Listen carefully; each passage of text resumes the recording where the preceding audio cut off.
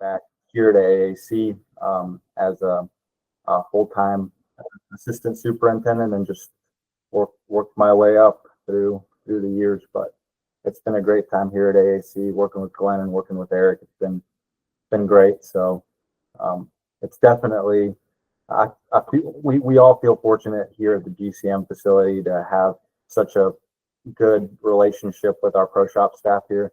I know it's not always that way at some other places, so it's nice to have that here. I think it's important to have that relationship with our pro shop staff. I view Eric and our pro shop staff as kind of our attorneys too. They defend what we do. They're member facing, so it's good to have Eric and his team have our back on what we're doing out there. I know that they get a lot of questions. They get a lot of push sometimes from members about why are things going on the golf course? Why are we doing this? Why are we doing that? And it's good to have Eric and his team filled in on, so they're ready to answer those questions for us and have our backs. Yeah. Well, awesome. Kind of the first thing I think that'd be great for all of us to understand. I feel as a golf professional, been around turf a lot, but my personal understanding of it's pretty elementary. We sit in on a lot of the golf course maintenance, all the grounds meetings, and GCM sits in on the golf operations, golf committee meetings, which is really cool. I learn a ton. I sit in these meetings, and it's more than just putting water down and fertilizer. It's some rocket science kind of stuff happening every day here. Lucas and you all talk a lot about the seasons, and it's more than just spring, summer, fall, winter. And then within those seasons, there's also, you'll have your kind of the benchmarks that you expect to hit from, how the greens should be rolling, green speeds, etc. Do you mind giving us just a breakdown of what those seasons are, and then kind of a 30,000-foot view of what the expectations are from, each season to the next as you all work your way through each year? Yeah, so we have spring, summer.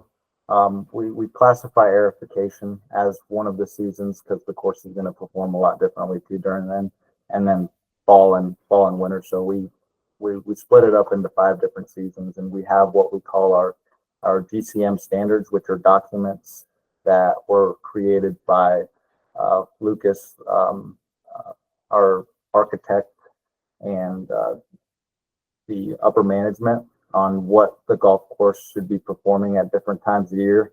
The golf course just physically, the plant can't handle being stressed out all the time. So there's going to be peaks and valleys. There's going to be times of year where we need to protect the plant in order to get our performance where we need it. So we're not constantly beating down on the plant.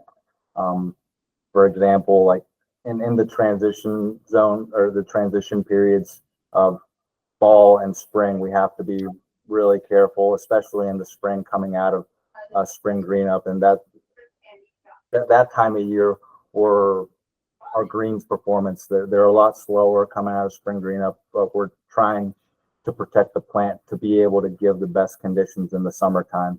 Our summer standards is when we start to ramp up. We're doing the double cuts, the double rolls, especially around our events like Member Guest.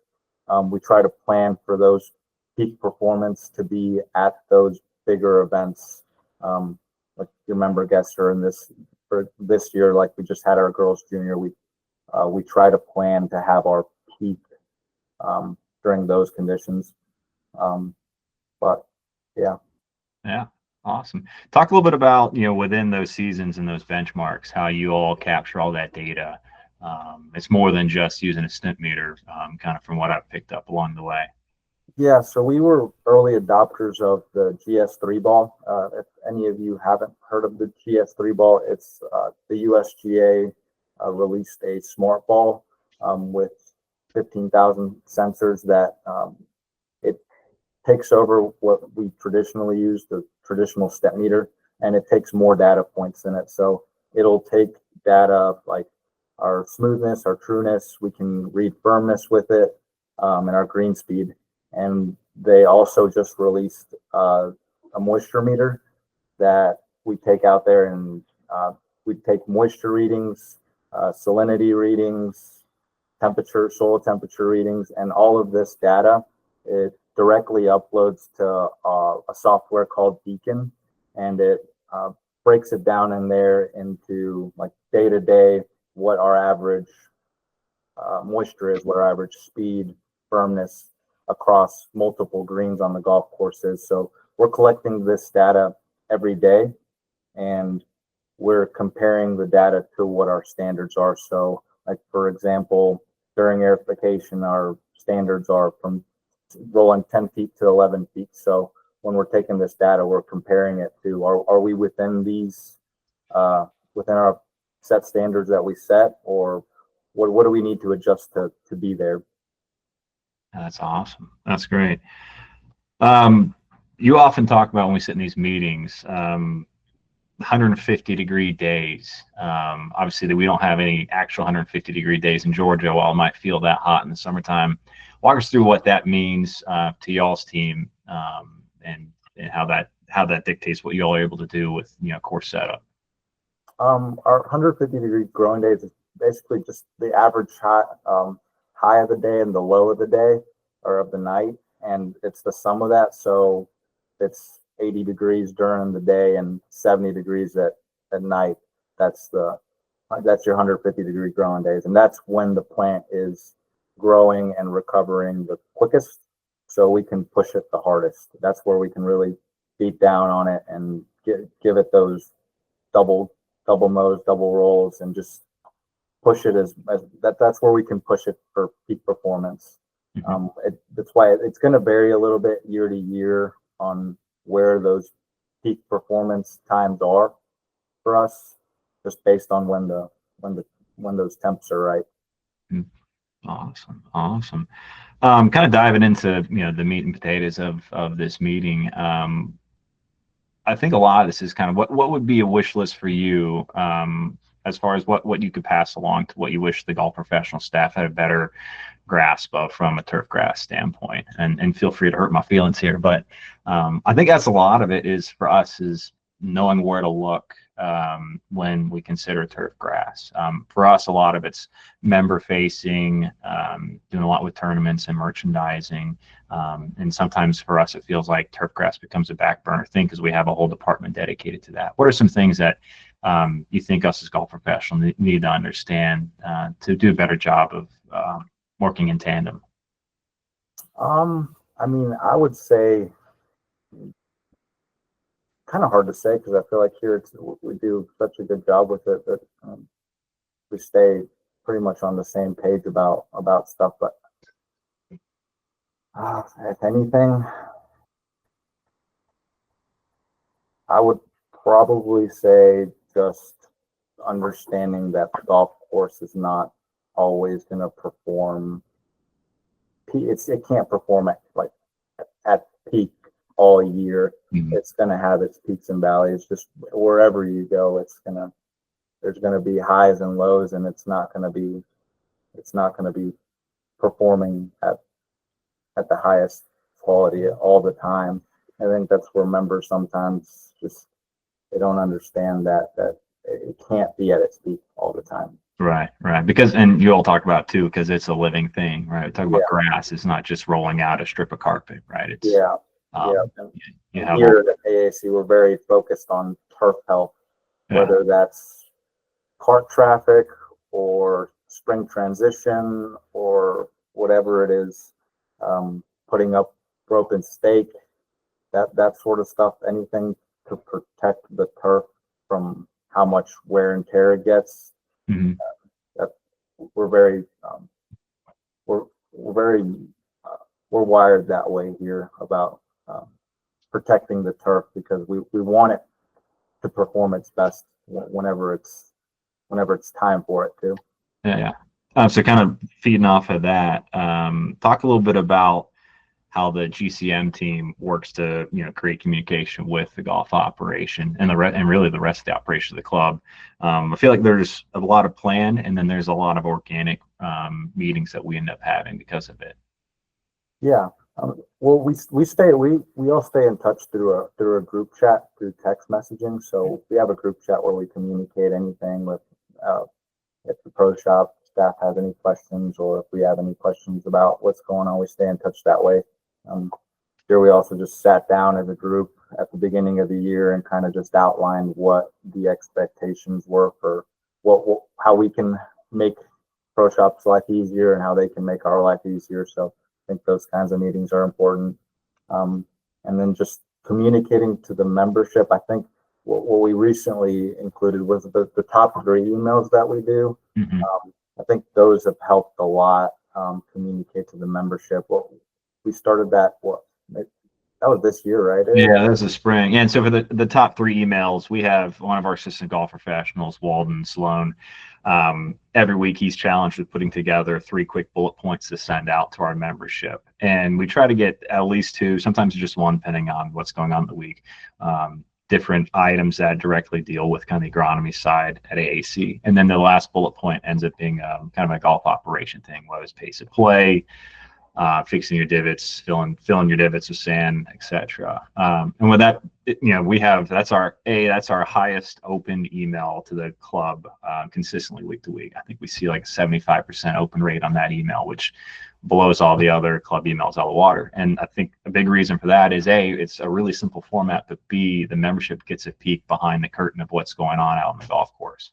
And that helps them understand this idea that the golf course is not just a strip of carpet that we roll out there. It's a living thing that's changing day to day.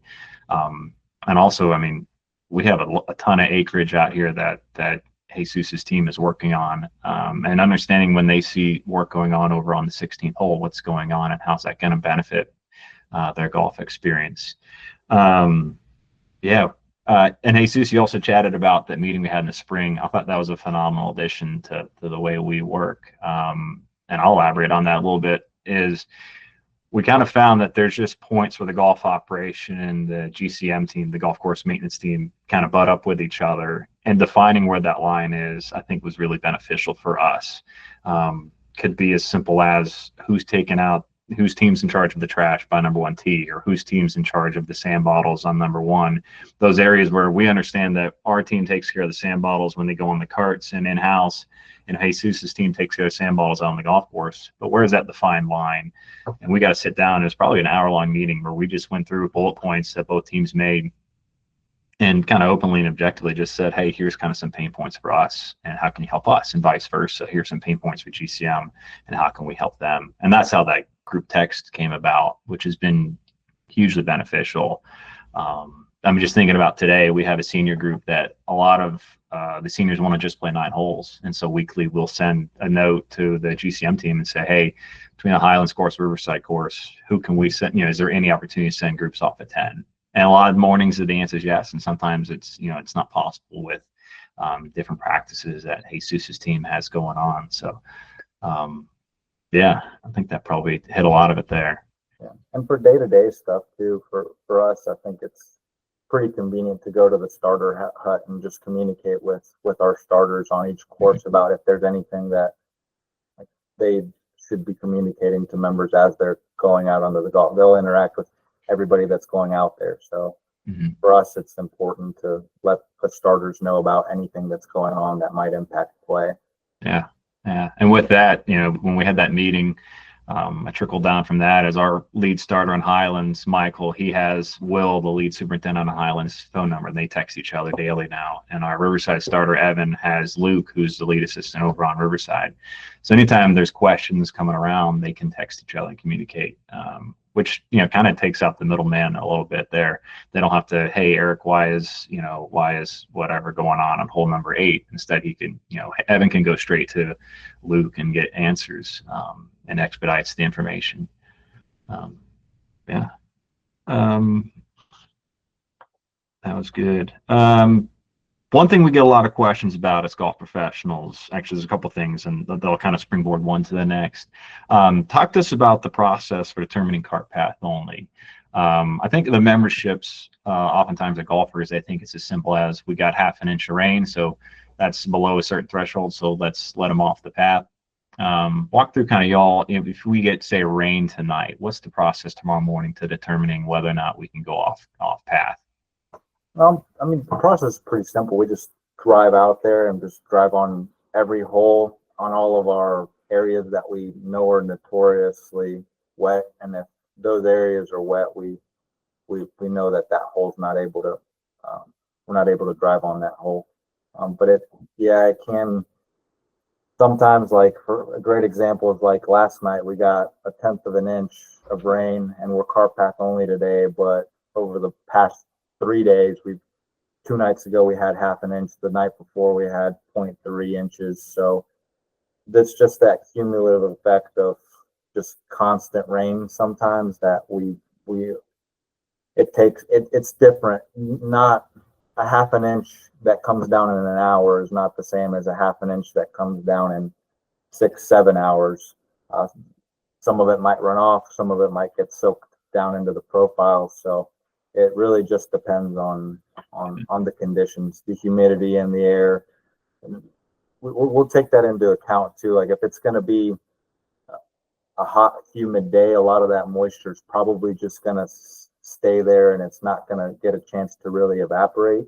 But we'll reevaluate throughout the day too if we feel like we can open up some holes for golf. But it's really for us just as simple as riding out there, checking every hole and seeing what holes we can open. Usually it's for us, we're fortunate at our golf course where everything's very consistent from hole to hole. With the brand new 2022 build golf course and brand new drainage on the Highlands course too. For the most part, everything, if we have cart path only on a couple holes, it's more than likely going to be all the holes. But we do have such a big property that sometimes a storm might hit a corner of the property and not hit the whole property. So we do check every hole to make sure it's every hole that got rained that night. Yeah. And you mentioned not all rain's the same, right? So, for us, elementary in this area, if a half inch of rain comes down an hour versus spread out over 6 hours, which one ends up having a bigger impact on potential for CPO? The one that's spread out. If it comes down really quickly, most of it's just going to sheet right off, just run off the surface and go into the drains. But if it's over a 4 or 5 hour, just a constant drizzle, it has more of a chance to soak in and take into the soil. So that'll more likely for it to be cart path only. Yeah. And talk a little about, I know you all alluded to it in some of our meetings, the cart traffic damage is more than just tire ruts. Can you elaborate a little bit on that? When we're cart path only? Yeah, like the concern is more than just people rutting up the fairways, right? Whenever it's wet out. Yeah, so whenever you're wet, you're also more prone to compaction. A wet soil is more prone to compacting. So overall turf health, once you run over an area, it dries out. That area is just going to become more and more compacted, and it's just overall bad for turf health. And bringing up that mud, that soil onto the leaf blade, it just prevents the leaf from getting any kind of sunlight to it. So you're just choking out any turf that you have in that area. Awesome. And then kind of the next thing that we deal with a lot here, especially as we get towards winter, is frost delays. Go through kind of the process for determining day-to-day frost delays, whether it's looking at the weather in advance or what you'll do morning of. Yeah, so frost, that's a tricky one. Well, we typically look the night before at what the dew point is going to be, so we have an idea of when that frost is going to form or if it's going to form. We look at a whole lot of factors like cloud cover. If you have cloud cover, less likely to form frost. Wind, if you have any kind of wind, we're less likely to see frost. And we just look at what the conditions are going to be. If we do see that there's going to be a chance of frost, what are the conditions afterwards to see how long it's going to take to burn off. So if sun's gonna come up and it's gonna get to 70 degrees that day, or shoot up pretty quickly, we know that it's probably gonna burn off rather quickly. It's really just looking at the temperatures and seeing how quickly we're going to warm up in the morning time. Yeah. And how heavy the frost is. I mean, sometimes we might have a light frost that can burn off in an hour, and sometimes we have a heavy frost that burns off in 2 to 3 hours. Just really depends. Yeah. And I would say here at AC, the volume that we do in the kind of higher traffic, facility that we are, at prior clubs I've been at, anytime there's a frost delay, it seemed like a lot of folks would cancel from the tee sheet. Here they're diehards. So it could be 28, 29 degrees in the morning when we get here, and you just will see the tee sheet stay full. So whenever we do have frost delays, for us, it's a process getting that communicated out, making sure everyone understands kind of where their expected start time can end up being, which is probably very similar with a lot of the facilities here in Georgia. So yeah, and it depends too on, like, if sometimes we might do a frost delay to a certain time, even if there's still frost out there. Mm-hmm. We're okay to let them out depending on the stage of dormancy that the turf's at. Mm-hmm. So if it's still going into that, like the fall where we're going into dormancy, or the spring coming out of dormancy, and that plant still has green leaf tissue, or it's still actively growing, it's more at risk for it to have damage from frost and have traffic over it. But if you're in the middle of winter in January, February, and that plant's not growing anymore, it doesn't have any kind of green leaf tissue.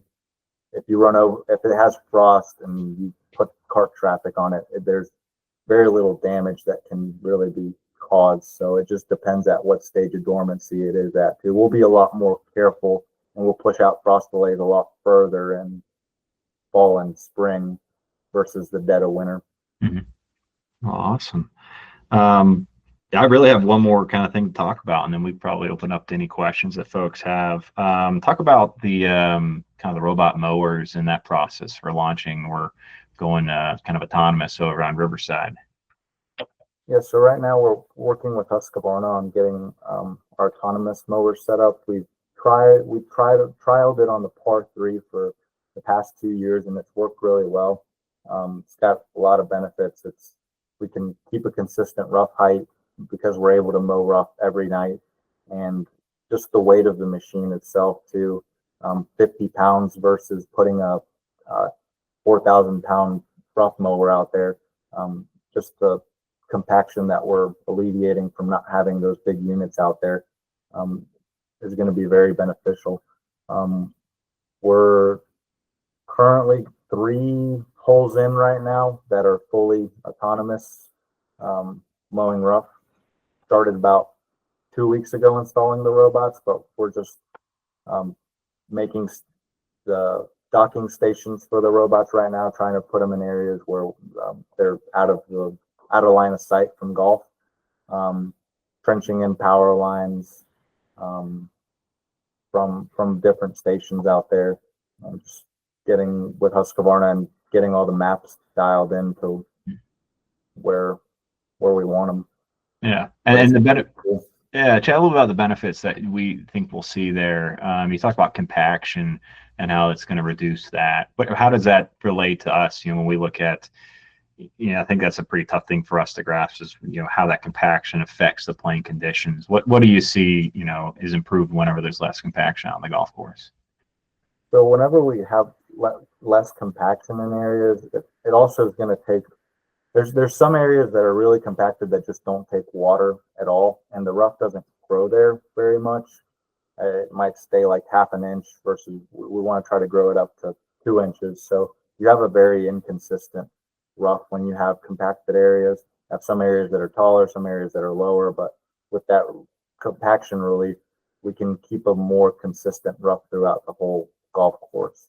And water, nutrients will be taken up better.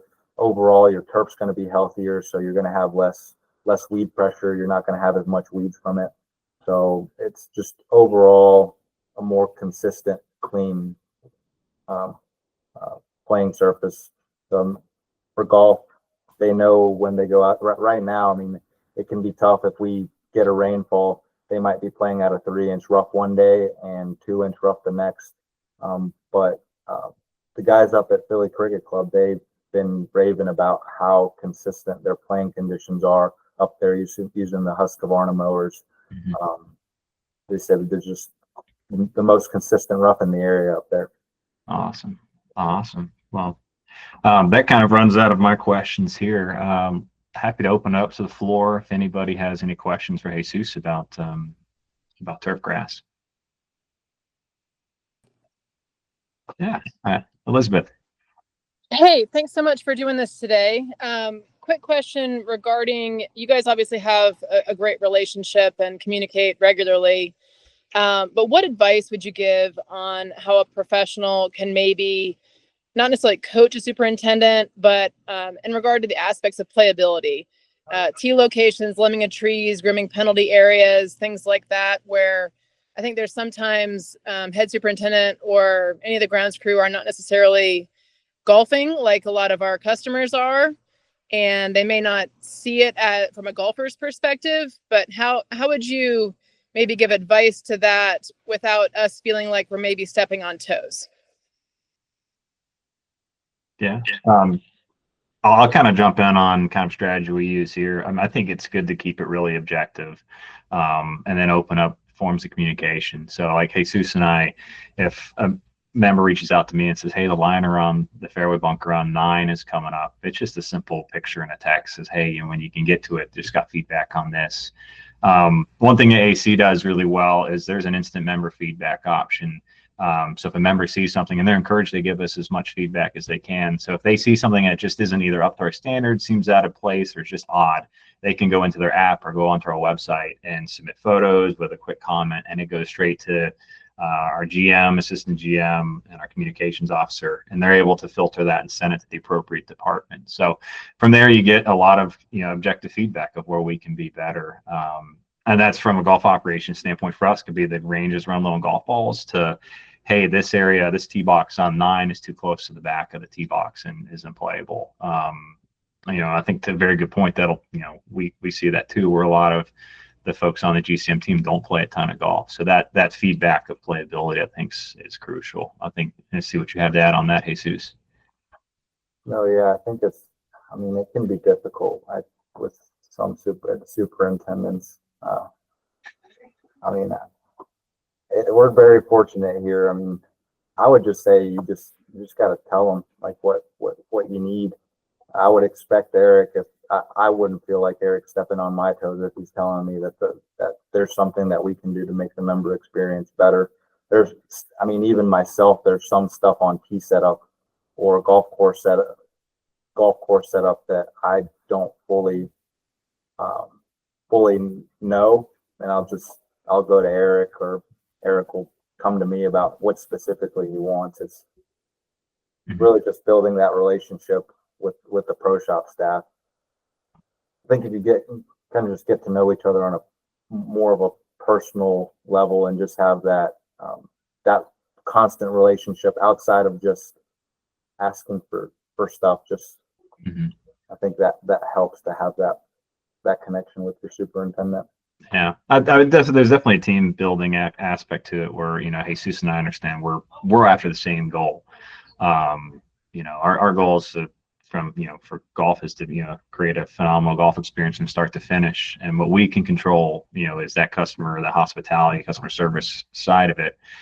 But really, majority of what the golfer experience is a product of what Jesus's team does, and understanding that those two things work together. So if Jesus's team sees something that our team can be doing better with, that feedback is crucial for us, and understand it's a two-way street.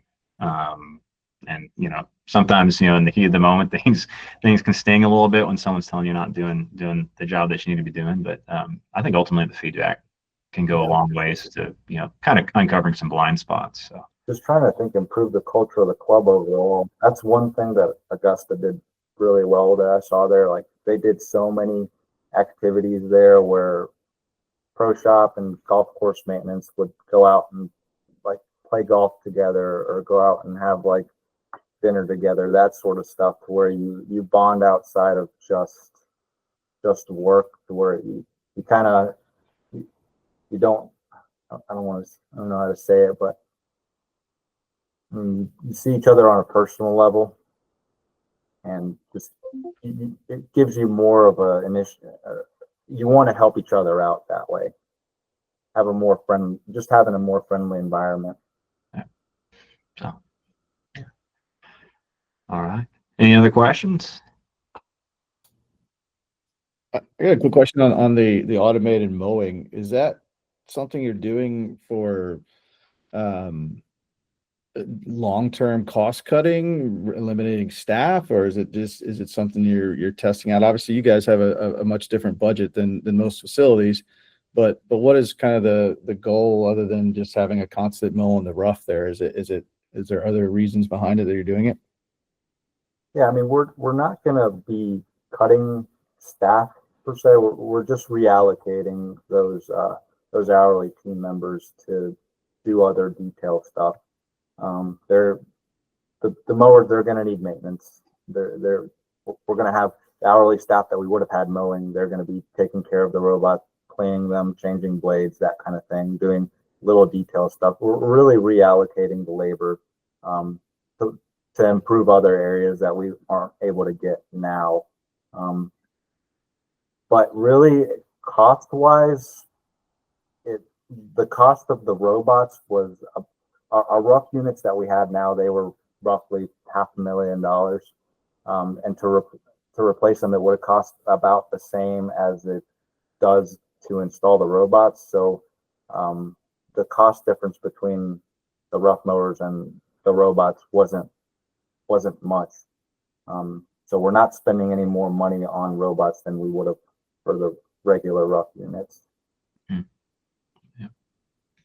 Yeah, Elizabeth. Yeah, go ahead.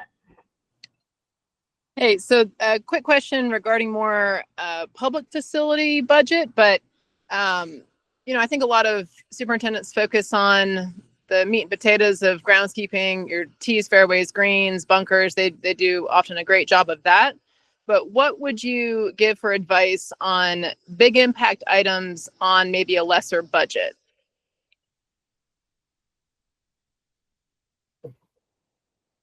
Like what a superintendent should focus on? Like what things would you suggest if you have more of like a public facility budget that would be the best things to focus on for big impact, but that don't necessarily crush a budget? I mean, I would say just kind of work from your greens out. Like that's where the bread and butter is greens. On a low budget, I mean, is it really, spending more money on certain chemicals, or is it sanding, or things like that? I think it's just really keeping it simple. It's going to be about turf health, and that's water, fertilizer, and that's about it. I mean, your mowing practices. If you're on a tight budget, hard to say. I would say fungicides aren't as necessary if you're going to be on a lower budget. And it just depends on what the performance of the course, like what the expectations are of that golf course. It's hard to say, it's hard to say because just not knowing the membership or what the membership of that club would expect. If they expect fast greens, you're probably you can cut back on fertilizer, keep that plant leaner. It's not going to be as healthy of a plant. So there's just some adjustments that need to be made to like the cultural practices that are done to the greens. But in my mind, everything's a necessity. Like every dollar that we spend here is necessary to keep the conditions that we have here. So it's really hard to answer that. I would probably jump in there and say, I think a big thing for our team is they have kind of those set blueprint for what's expected, those, GCM standards that they're expected to fit. And I think challenging the leadership at that golf course, you know, whether it's the owners or whoever's kind of in charge there, what do they expect, and then can they build the budget around that, or you know, have the budget and then build the expectations from there. You know, for us, you know, we get to March and the greens slow down because of the spring green up. You know, that's just an expectation that we have. We can communicate that along. You know, if the budget dictates that, hey, we're going to have to, you know, ease up on rough mowing because at this public facility we just don't have that for this time of year. You know, is that something that is just in the standard practices? I think defining what the expectations is would probably be a good start for like Jesus's team. So going to generic brands, just focusing on, I mean, just greens only, like fairways and rough. Or, I mean, if you're going to cut money anywhere, just cut money in your fairways and rough. Just put most, the shorter the grass, the more under stress and the more input you're going to need on it. So I think you need to put your money somewhere. It's, I would say, just your greens.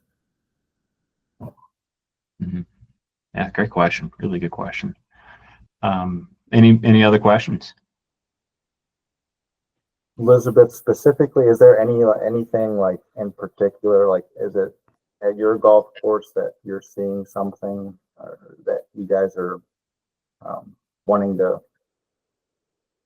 Not necessarily. I mean, I'll be the first to tell you, our superintendent's a rock star. He's done amazing things here, and we have a great relationship. But we are a municipal golf course, and budget is always of concern. So my question was, and you answered it fine. You know, it's more like, do we focus on, does he need 3 more people, or do we spend more money on more expensive chemicals or more equipment, because that's going to make us more efficient? You know, it's how to weigh those options on the operator side for just budget constraints. Yeah. I mean, so you're suggesting maybe like more expensive chemicals are not necessary because the generic might be okay. Yeah, I would think so. And I mean, I would just say I would invest more on equipment than anything. I mean, it's hard to find good labor that'll stay. So I think if you can find a way to invest in good equipment, that's going to make jobs more efficient, where you don't need as much labor. I think that's where you'll see your biggest cutting costs.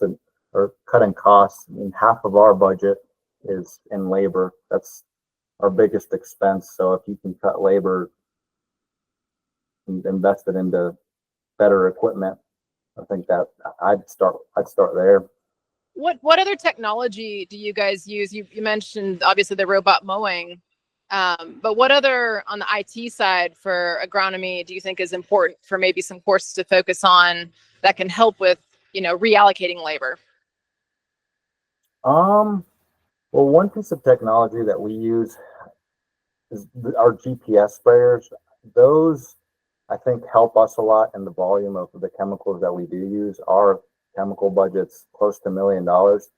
So whenever we're out there spraying with our GPS sprayer, they're accurate to the inch of the area that they're spraying.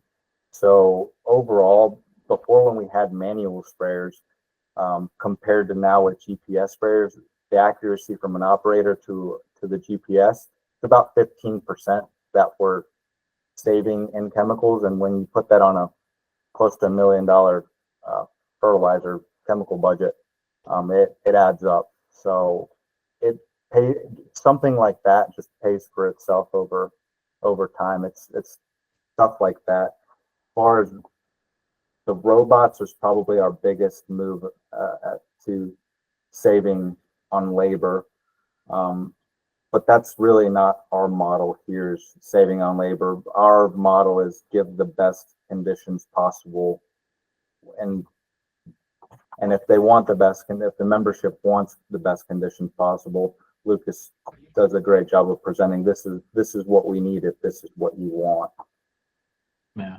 Lucas, you know, and Jesus were chatting the last grounds meeting that they seem to think that the robot mowers, because of the savings that you can have with labor.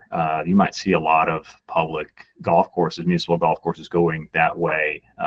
Our setup is going to be very different just because our robots run at night to stay away from golfers. But you look like Philly Cricket, they run theirs during the day. And at a public course, you know, if the players are okay with the robots going kind of in the peripheral, that could end up saving a ton from a budget standpoint. Yeah, recently, but 3 days ago, I went to a course 15 minutes down the road. One of our assistant superintendents that was here before, named Jack Wilhite. He is it's at Berkeley Hills Golf Club right down the road. It's a lower budget golf course, and they were demoing a autonomous fairway mower. So I think for smaller courses, they are looking into that too, because that mower, the way it works is an operator can go out there, take the mower out there, press a start button. The mower will mow on its own, and that person that took the mower out there, they can be out there raking a bunker or cutting a cup or changing markers while the robot's mowing that hole. So it has to, for a mower like that, it has to be line of sight. Someone has to be in the vicinity looking at it, but you don't have someone that needs to be on that seat mowing. They can be doing other stuff while that mower's mowing. So to Eric's point, yeah, there is, it's not just higher end courses that are looking into this technology.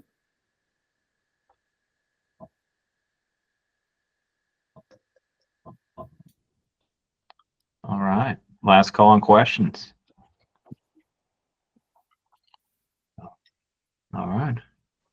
Well, thanks, Jesus, Scott, Glenn. Thank you all for setting this all up. This was a pleasure. Appreciate everybody jumping on with us. Jesus, thank you very much for filling in last minute. It was awesome. I think it's some cool stuff. And honestly, I didn't know all this technology is out there on that side. So it's pretty cool to learn about it. And hopefully some of our golf professionals can learn something and apply it at their facilities. So we appreciate it. Yeah, and I'd be happy to answer any more questions, like if any pop up through email or text or anything like that. I'm happy to help. Perfect. Jesus, that was fantastic. Thank you so much, man. Eric, thank you, buddy. Yeah. Thank you, gentlemen. Thank you all. Appreciate it. Thank you, everybody, for being here. Have a great rest of your day.